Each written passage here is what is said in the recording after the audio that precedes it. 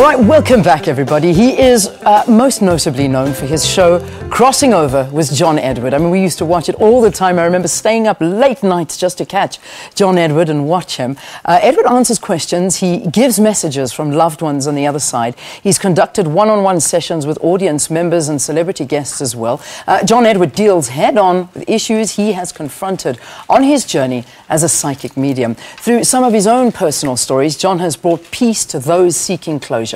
He now joins us in studio to tell us more about his trip to the country and, of course, what we can expect to see from his shows, which will be taking place at Montecasino on the 5th of August. John, it is so nice to see you again. Same. Thank you. Thank you for having me back. The first time we met, we were discussing it now. I mean, it was like about 8 years ago. 8 years ago you visited South Africa for the first time.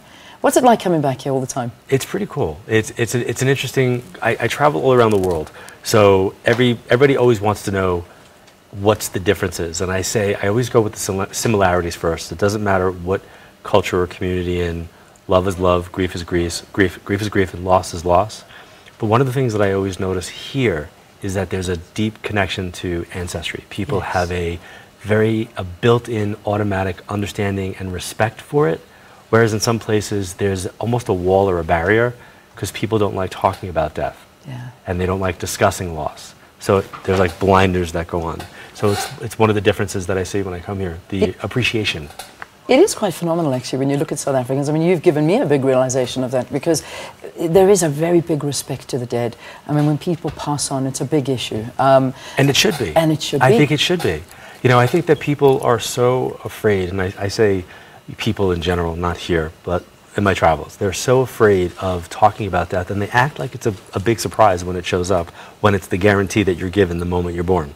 So if more people treated it with respect and were communicating about it and understood the continuity of consciousness, then when it absolutely will happen, there's more of an understanding of connection and allowance of that connection. You talk about the continuity of consciousness. What do you mean by that? So I participated in a study called the Afterlife Experiments with the University of Arizona. It started in 1999, and I did it a couple of times myself and some colleagues. And what they were exploring was understanding the concept of mediumship in scientific laboratory controlled double-blind, triple-blind studies. And what they were looking for was the survival of consciousness outside of the physical body. What is the soul, and can that energy live on? And what are we actually connecting with? Alleviating reading body language and verbal cues and, you know, asking questions and putting us through, you know, which were kind of cool and rigorous studies. So that book was written in 1999, 2000, and it's called The Afterlife Experiments. It was a great experience, but what they were looking for, when the physical body ceases, what exactly are you connecting with? Which would be a survival of consciousness of who we are in the lifetime that we just left, connected to our family. Interesting. I mean, it's a phenomenal thing because, you know, some people talk about death as a very depressing thing, and it is. I mean, because it affects you in a very bad way and in different ways. I mean, some people handle it a lot better than other people, and circumstances around death are always different, whether or not it's old age, it's disease, it's tragic, it's suicide.